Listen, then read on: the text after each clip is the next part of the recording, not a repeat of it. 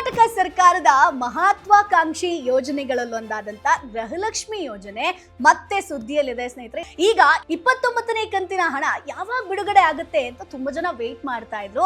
So ರಾಜ್ಯದ ಲಕ್ಷಾಂತರ ಮಹಿಳೆಯರಿಗೆ ಈಗ ಗುಡ್ ನ್ಯೂಸ್ ಸಿಕ್ಕಿರುವಂತದ್ದು, ಆರ್ಥಿಕ ನೆರವು ಇದರಿಂದ ಸಿಕ್ಕಿದೆ.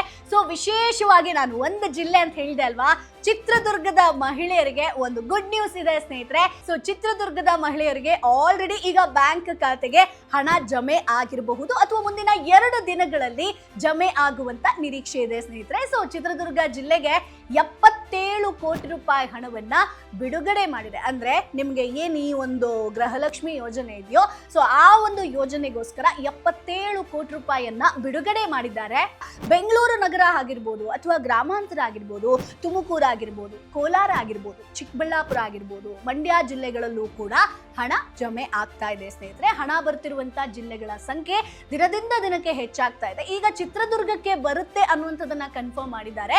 ಸರಿ ಮೇಡಮ್, ಈಗ ಹಣ ಜಮೆ ಆಗಿದ್ಯೋ ಇಲ್ವೋ ಅನ್ನುವಂಥದ್ದನ್ನ ಹೇಗೆ ಚೆಕ್ ಮಾಡೋದು ಅಂತ ಹೇಳ್ಕೊಂಡು, ಸೊ DBT ಕರ್ನಾಟಕ ಅಪ್ಲಿಕೇಶನ್ ಅನ್ನ ನೀವು ಡೌನ್ಲೋಡ್ ಮಾಡ್ಕೊಳ್ಬೇಕಾಗತ್ತೆ.